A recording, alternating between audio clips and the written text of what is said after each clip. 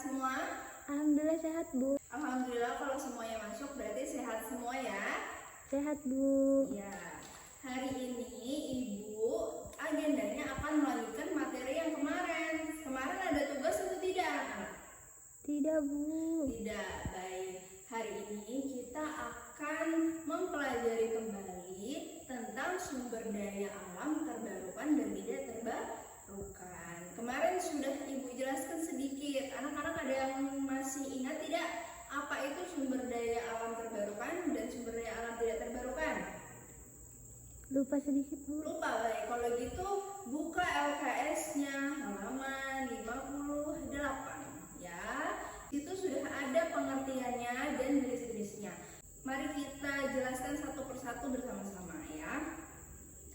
Sumber daya alam itu dibagi menjadi dua, yaitu sumber daya alam terbarukan dan tidak terbarukan. Sumber daya alam terbarukan itu apa? Ada yang tahu? Lupa, Bu. Nah, sumber daya alam terbarukan itu sama dengan sumber daya alam yang dapat diperbaharui atau tidak dapat habis. Ya, jadi jika kita menggunakannya setiap hari tidak akan habis. Contohnya apa ya sumber daya alam yang terbarukan ini? Matahari, betul. Ada yang tahu lagi tidak? Contohnya apa? Air, betul sekali. Pintar ya, sudah pada tahu ya. Jadi sumber daya alam terbarukan ini contohnya seperti matahari, air, kemudian tanah, dan udara. Nah, mereka tidak akan habis karena apa? Karena contohnya seperti air. Air itu mengalami siklus perputaran, jadi dia tidak bisa habis. Nah, dari sumber daya alam tersebut kita manfaatkan dalam kehidupan sehari-hari. Contohnya air. Biasanya air untuk apa anak-anak? Mandi. Betul, untuk mandi. Lalu untuk apa lagi? Minum. Minum, betul sekali. Jadi air itu penting sekali untuk kehidupan sehari-hari karena kehidupan sehari-hari kita memerlukan air. Kemudian yang kedua, sumber daya alam yang tidak dapat diperbaharui. Contohnya adalah minyak bumi, kemudian batu bara, pokoknya bahan tambang. Kemudian apa lagi? Minyak tanah, Bu. Ya, minyak tanah termasuk minyak bumi ya, seperti itu. Sumber daya alam itu kemudian dibedakan lagi menjadi dua, yaitu sumber daya alam hayati dan non hayati. Nah, sumber daya alam hayati ini berasal dari tumbuhan dan hewan. Tumbuhan dan hewan banyak ada di sekitar kita. Contohnya apa sih tumbuhan yang bisa kita manfaatkan dalam sehari-hari? Contohnya adalah semisal daun singkong. Daun singkong ini termasuk hayati, sumber daya hayati, karena bisa dikonsumsi untuk sebagai bahan makanan seperti itu. Kemudian yang non hayati contohnya sama seperti tadi, udara, matahari, air, dan yang lainnya ya. Nah, kemudian sumber daya alam itu ada yang bisa langsung digunakan, ada yang tidak bisa langsung digunakan atau harus diolah terlebih dahulu. Contohnya apa yang bisa digunakan? Buah-buahan, betul. Kalian kalau ketemu buah mangga di jalan punya orang nggak boleh diambil, tapi kalau punya sendiri boleh diambil dan bisa langsung dikonsumsi. Itu contoh sumber daya alam yang bisa langsung digunakan. Sedangkan yang tidak bisa digunakan contohnya apa? Minyak bumi. Minyak bumi itu jika kita ambil langsung dari bumi tidak bisa langsung dipakai, tapi harus diolah terlebih dahulu. Nah, anak-anak, sumber daya alam tadi memiliki manfaatnya untuk kehidupan kita sehari-hari. Ada manfaat yang baik dan kemudian ada dampak yang ditimbulkan jika kita tidak menjaganya dengan baik. Manfaatnya yang ada untuk kehidupan sehari-hari, yang pertama sebagai sumber bahan pangan. Nah, contohnya apa sumber bahan pangan tadi?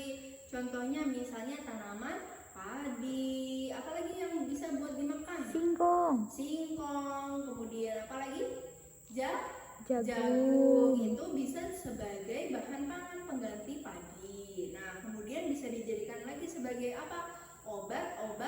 Obat-obatan. Iya, tanaman bisa dijadikan sebagai bahan obat-obatan. Contohnya kumis kucing. Siapa yang tahu tanaman kumis kucing? Tahu saya, Bu. Nah, yang bulunya seperti kucing itu ya, seperti kumis kucing.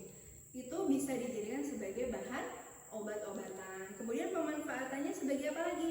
Sebagai pemenuhan kebutuhan sehari-hari seperti minyak bumi untuk bahan bakar kendaraan, kemudian misalnya bahan tambang bisa dijadikan sebagai emas, pokoknya sebagai perhiasan. Kemudian kalau sumber daya alam terbarukan, matahari, air tadi digunakan untuk kehidupan sehari-hari. Itu merupakan manfaatnya. Kemudian kalau dampaknya apa?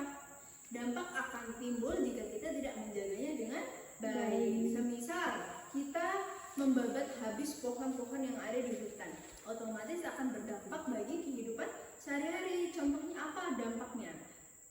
Dampak yang timbul akibat penggundulan hutan adalah Longsor, Bu. longsor, betul sekali. Terus? Kemudian Banjir.